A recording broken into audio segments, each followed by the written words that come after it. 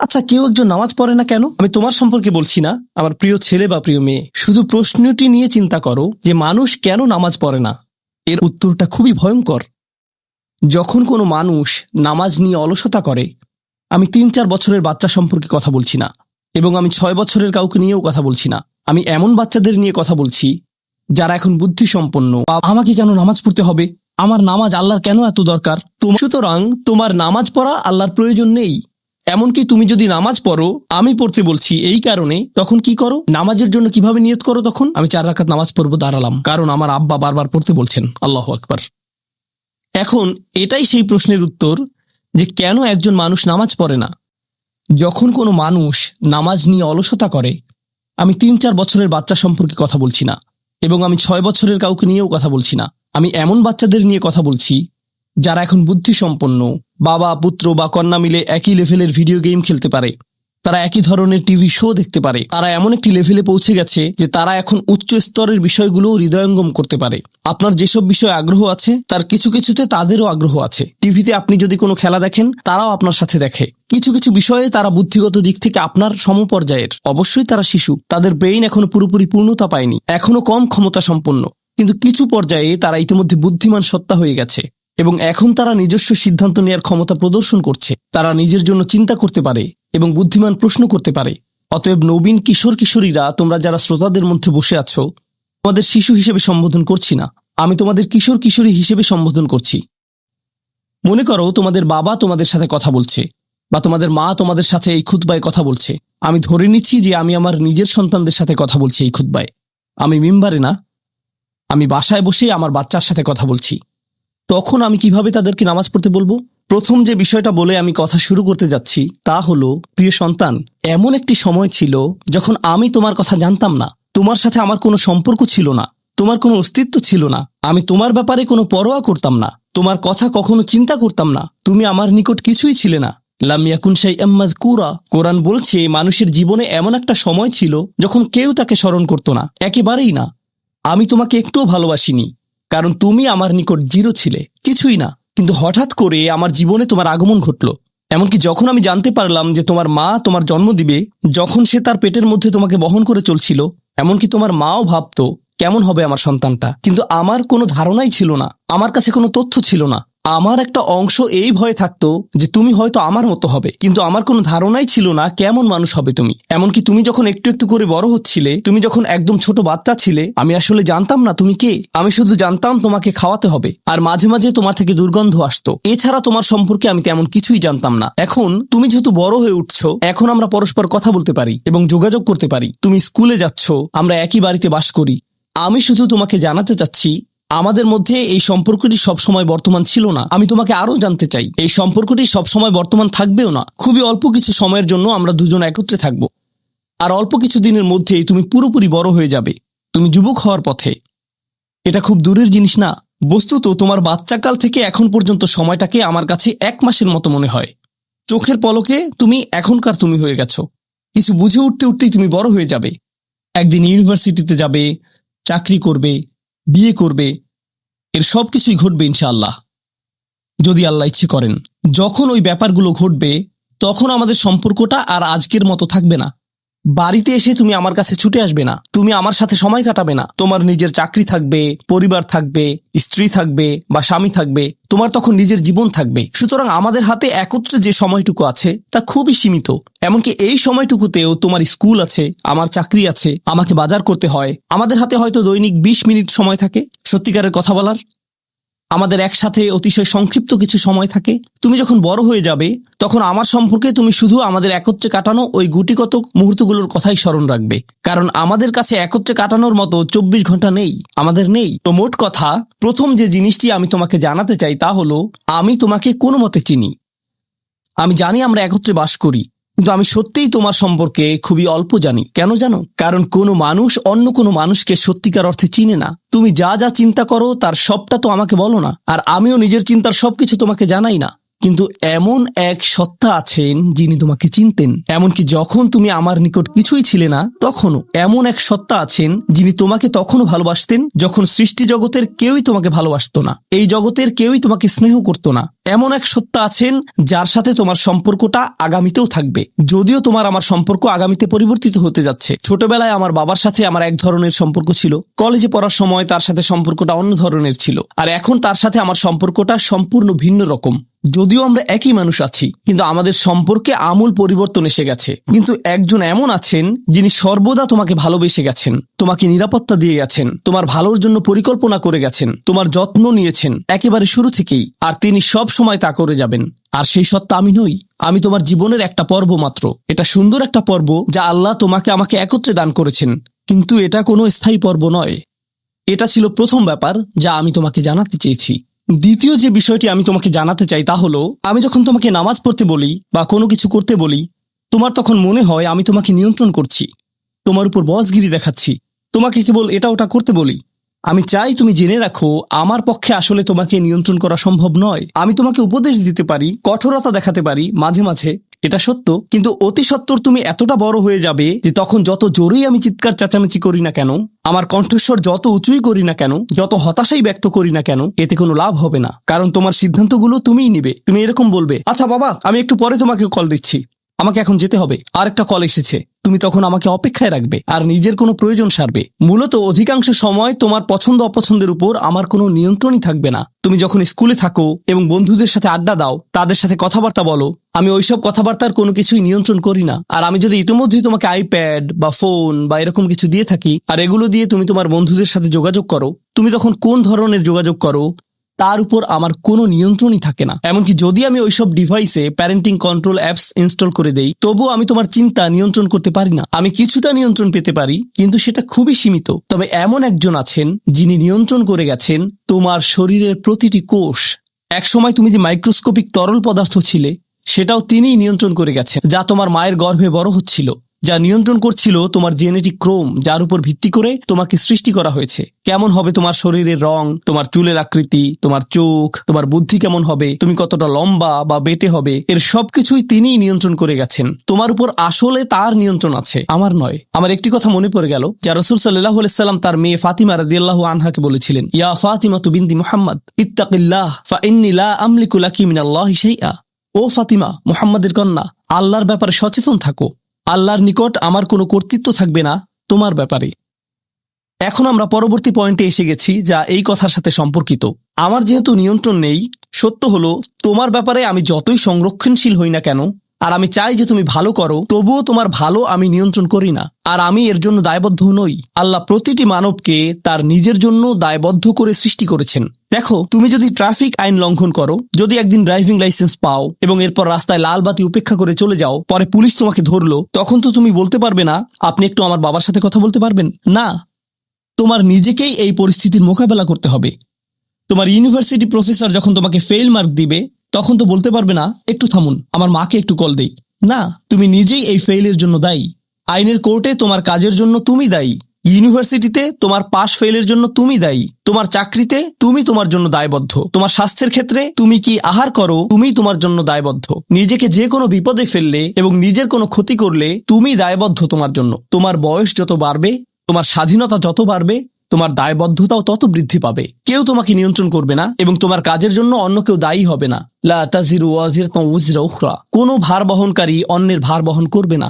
আমি আসলে তোমার জন্য দায়ী নই। আর শেষ বিচারের দিন আমরা প্রত্যেকে সম্পূর্ণ একাকী আল্লাহর সামনে উপস্থিত হব। এখন এই দুনিয়াতে আমরা একসাথে একত্রে বসবাস করছি, আমরা একই পরিবারের সদস্য, আমরা কোলাকুলি করি, আমি আমৃত্যু তোমাকে ভালোবাসি, আমি সর্বদা তোমাকে নিয়ে চিন্তা করি। কিন্তু সামনে এমন একটা দিন আসছে যেদিন আমরা আমাদের সমগ্র অস্তিত্বের সবচেয়ে নিঃসঙ্গ সময় পার করব। বস্তুত শেষ বিচারের দিন তুমি যদি আমার কাছে দৌড়ে আসো, এমন হতে পারে যে আমি তোমার থেকে দৌড়ে পালাবো।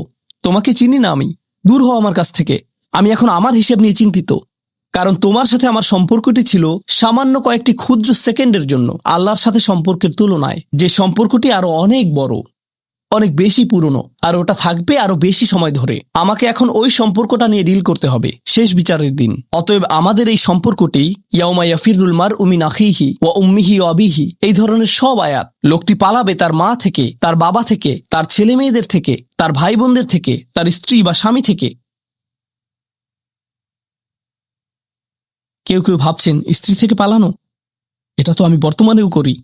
তো পরবর্তী যে বিষয়টি আমি তোমাকে জানাতে চাই তা হলো, আমি তোমার কাছ থেকে সম্মান অনুভব করতে চাই, ঠিক যেভাবে তুমিও আমার প্রদত্ত যত্ন অনুভব করতে চাও। তুমি যখন কাউকে ভালোবাসো তখন কেমন যেন তার কাছে তোমার একটা চাহিদা তৈরি হয়। আমার নিকট তোমার চাহিদা হলো বাসার সমস্ত প্রয়োজন ঠিকমতো মেটানো হচ্ছে তো, আমার দায় দায়িত্বের অন্তর্ভুক্ত। আমার কাছে তোমার চাহিদা হলো আমি যেন কারেন্ট বিল প্রদান করি, ঘরের এসিটা যেন কাজ করে। তুমি চাও আমি যেন তোমার স্কুলে যাওয়া নিশ্চিত করি, তুমি চাও আমি যেন তোমাকে জামা কাপড় কিনে দেই। এগুলো আমার দায়িত্ব। আর আমি চাই তুমি যেন আমাকে কিছুটা সম্মান প্রদর্শন করো এবং শ্রদ্ধা দেখাও এবং আমার কথা শোনো। এগুলো তো সবাই বুঝে, কিন্তু আল্লাহর সাথে তোমার সম্পর্কটা অন্যরকম। তার কাছ থেকে তোমার অনেক কিছু দরকার, কিন্তু তোমার কাছ থেকে তার কোনো কিছুরই দরকার নেই। তোমাকে তার একটুও প্রয়োজন নেই। আসলেই তার কারোরই দরকার নেই বা কোনো কিছুরই দরকার নেই। চলো তোমার সম্পর্কে কথা বলি। তুমি যখন বলো আমাকে কেন নামাজ পড়তে হবে, আমার নামাজ আল্লাহর কেন এত দরকার, তোমার কোনো কিছুরই আল্লাহর প্রয়োজন নেই। এই নামাজ কোনোভাবেই তার উপকারে নয়। আল্লাহ এমনকি বলছেন যখন কোনো কিছুই থাকবে না। চলো কোরআন থেকে একটা উদাহরণ দেই। যখন এই মহাবিশ্বে কিছুই থাকবে না, চলো কয়েক সেকেন্ডের জন্য আল্লাহর গৌরব নিয়ে কথা বলি। সম্প্রতি বিশ্বকাপ চলার সময় আমি কাতারে ছিলাম। যেই টিম জয়লাভ করে, আর্জেন্টিনা জয়লাভ করে, তাদের জন্য এটা ছিল একটা দারুণ গৌরবময় মুহূর্ত। সবাই তাদেরকে নিয়ে আনন্দ উৎসবে মুখর। কল্পনা করো খেলোয়াড়টাকে নিয়ে উৎসব চলছে, কিন্তু কোনো দর্শক নেই, কোনো ক্যামেরা নেই, কোনো স্টেডিয়াম নেই, কিচ্ছু নেই। একটা লোক একা একা একটি দ্বীপে বাস করে।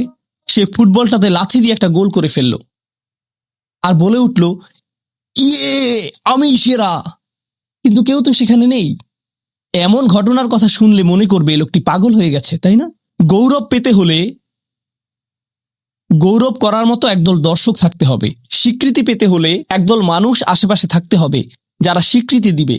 প্রশংসা পেতে হলে, কদর পেতে হলে নিজে নিজে তো আর প্রশংসা পেতে পারো না। এমন কেউ থাকতে হবে যে তোমার জন্য এই প্রশংসাটা করবে। কিন্তু আল্লাহ বলেন, কুল্লু মান আলাইহা ফান ওয়া ইয়াবকা ওয়াজহু রাব্বিকা যুল জালালি ওয়াল ইকরাম। তিনি বলেন সব কিছুই ধ্বংস হয়ে যাবে এই ধরাপৃষ্ঠের, তথাপি তোমার রবের চেহারা থেকে যাবে। আল্লাহই একমাত্র সত্তা, যিনি তখনও মহিয়ান এবং গরিয়ান।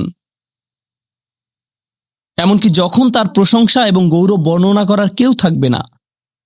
অন্য যে কারো ক্ষেত্রে কাউকে না কাউকে এটা করে দিতে হয়। তাই আল্লাহর প্রয়োজন নেই আমার নামাজের। আমার হালাল মুরগি খাওয়া আল্লাহর প্রয়োজন নেই। আমার মন্দ বলা থেকে বিরত থাকাও আল্লাহর প্রয়োজন নেই। তাই নিজের মাথা থেকে এই চিন্তা দূর করে দাও যে নামাজ পড়ার মাধ্যমে তুমি কোনোভাবে অন্য কারো উপকার করছো। আল্লাহ এমনকি বলছেন, ইয়ামুন্নুনা আলাইকা আন আসলামু, তারা মনে করে তারা ইসলাম গ্রহণ করে তোমাকে ধন্য করেছে। লা তামুন্নু আলাইয়া ইসলামাকুম, আমাকে বলতে এসো না যে তোমার ইসলামের মাধ্যমে তুমি কোনোভাবে আমার উপকার করেছো। বালিল্লাহু ইয়ামুন্নু আলাইকুম, বরং আল্লাহ তোমাদের প্রতি অনুগ্রহ করেছেন। এখন পরবর্তী বিষয়, আচ্ছা কেউ একজন নামাজ পড়ে না কেন? আমি তোমার সম্পর্কে বলছি না, আমার প্রিয় ছেলে বা প্রিয় মেয়ে। শুধু প্রশ্নটি নিয়ে চিন্তা করো যে মানুষ কেন নামাজ পড়ে না। এর অনেকগুলো উত্তর থাকতে পারে, আর এই প্রশ্নের উত্তর আল্লাহর কাছেও আছে। উত্তরটা খুবই ভয়ঙ্কর। এই উত্তরটি আমি খুতবার শুরুতে পড়েছি। তিনি বলেন, ফালা সাদ্দাকা ওয়ালা সাল্লা ওয়ালাকিন কাযযাবা ওয়া তাওয়াল্লা। সে আসলে সত্য গ্রহণ করেনি এবং সে নামাজও পড়েনি। তিনি কাফের সম্পর্কে বলছিলেন। তিনি দুইটা জিনিস বলেছেন, এই লোকটি সত্য গ্রহণ করেনি এবং নামাজও পড়েনি। কথাটা ভাবনার উদ্রেক করে। যদি বলা হয় সে সত্য গ্রহণ করেনি, আমার আশা হলো তিনি বলবেন লা সাদ্দাকা ওয়ালা আমানা, কিন্তু তিনি বলছেন লা সাল্লা। এর মানে হলো আল্লাহর সত্য গ্রহণ করার ব্যাপারে তোমার অন্তরে কিছু একটা মিসিং আছে। না না না, বাচ্চাটা বলে আমি আল্লাহকে বিশ্বাস করি, আমি মুসলিম। হ্যাঁ, তুমি এখানে মুসলিম, তোমার মাথায়।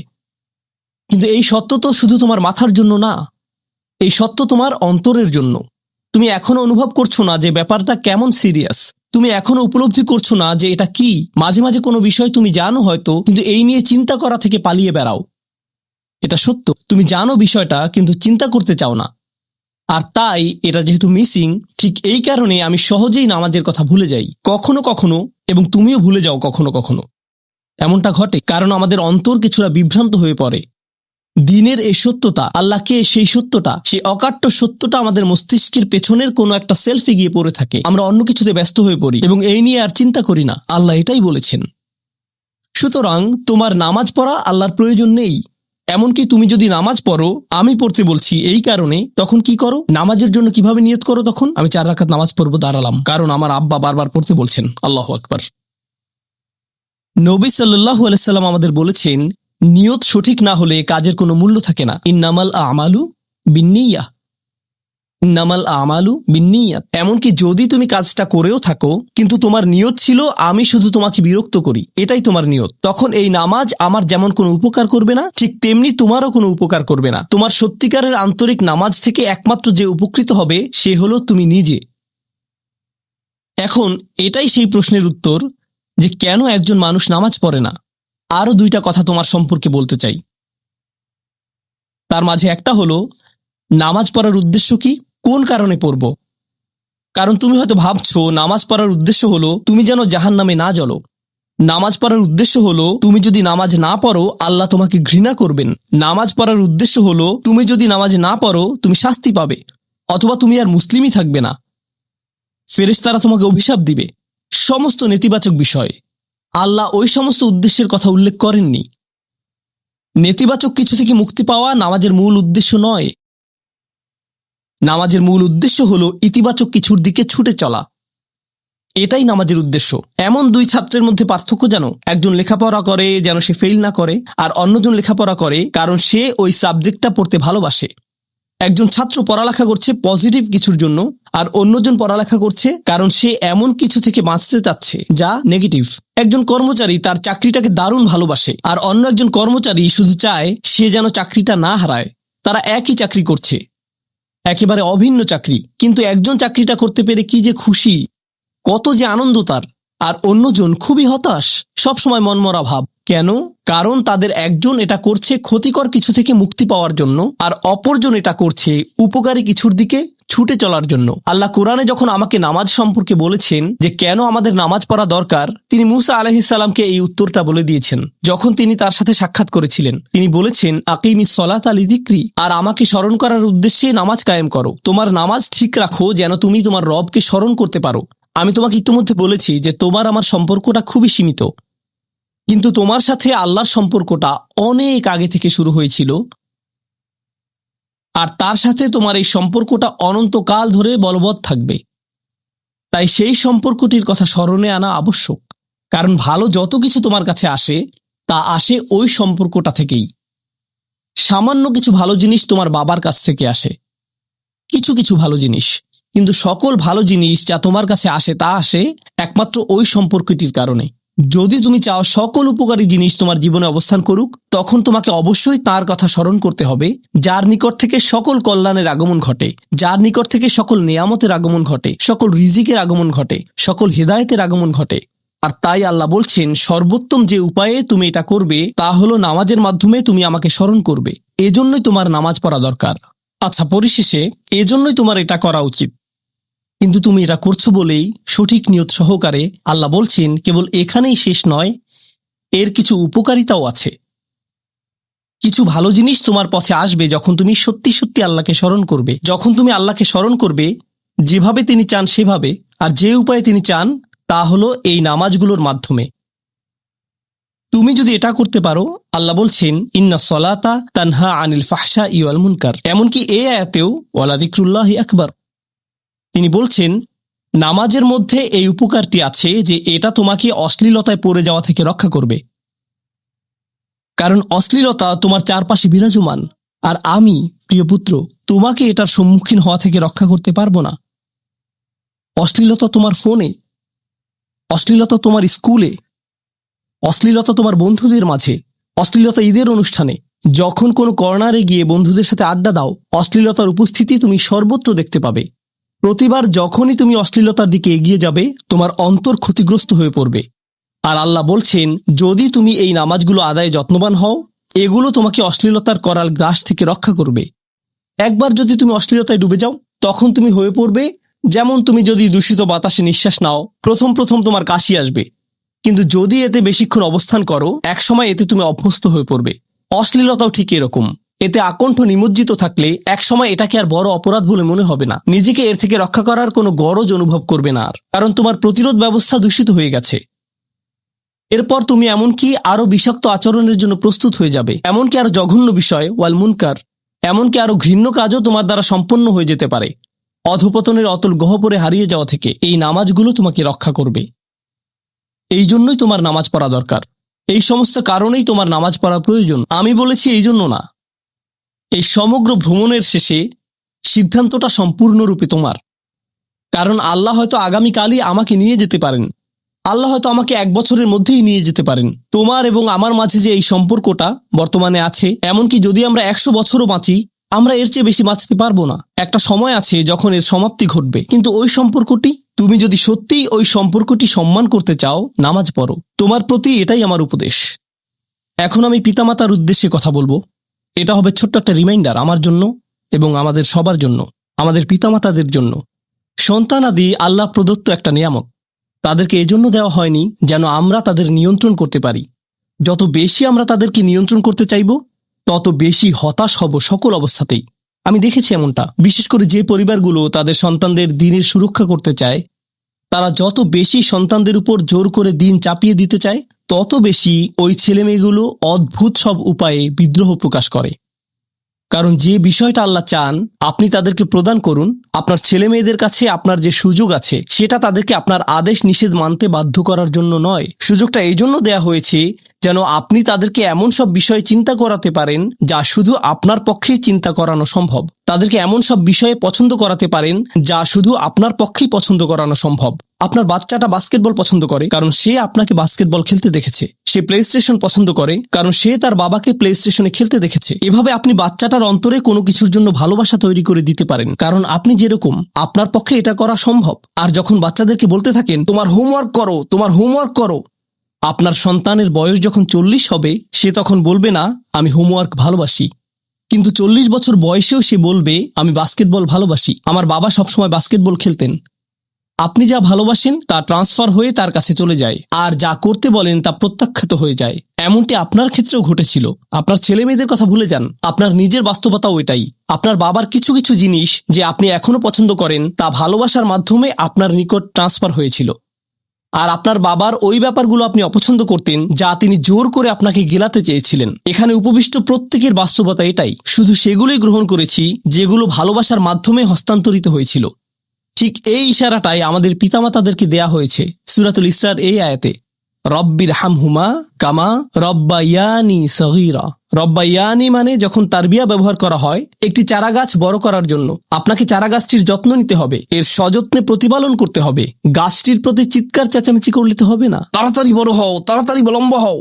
আপনার একে সময় প্রদান করতে হবে। অনেক সময় পোকামাকড় এসে এর পাতাগুলো খেয়ে ফেলতে চাইবে, আপনাকে তখন পোকামাকড় সরিয়ে দিতে হবে। কখনো কখনো একটু কঠোর আচরণ করতে হবে, শুধু অতটুকুই যেন পোকামাকড়গুলো দূর হয়ে যায়। এরপর আবারও এতে পানি দিতে হবে। আমাদের বাচ্চাদের সাথে আমাদের উদাহরণটা ঠিক এমনই। ঠিক এই কারণেই আমরা আমাদের মাতা পিতার জন্য এই দোয়াটা করি। আমি দোয়া করছি আল্লাহ যেন আমাদের সন্তানদেরকে হেদায়েত দান করেন, যা শুধু তার পক্ষেই দেয়া সম্ভব। দোয়া করছি আল্লাহ তাদের অন্তরে ইস্তিকামা প্রদান করুন, যেন তারা তাদের জীবনের সঠিক সিদ্ধান্ত নিতে পারে। আরও দোয়া করছি আল্লাহ তাদেরকে ইব্রাহিম আলাইহিস সালামের দোয়ার মতো করুন, যা তিনি আমাদের সবার জন্য করেছিলেন, রব্বি জাআলনি মুকিমাস সলাতি ওয়া মিন যুররিয়াতি। হে আমার রব, আমাকে সালাত কায়েমকারী বানান এবং আমার বংশধরদের মধ্য থেকেও। আল্লাহ তাআলা এখানে উপস্থিত পিতামাতাদেরকে, আমাকে সহ সবাইকে এমন দৃষ্টান্তে পরিণত করুন যে আল্লাহকে ভালোবাসে এবং যে নামাজকে ভালোবাসে, যেন আমাদের ছেলেমেয়েরা নামাজের প্রেমে পড়ে যায় আমরা যেভাবে নামাজকে ভালোবাসি তা দেখে। বারাকাল্লাহু লি ওয়া লাকুম ফিল কুরআনিল হাকিম ওয়া নাফা'নি ওয়া ইয়্যাকুম বিল আয়াতি ওয়াজ যিকরিল হাকিম।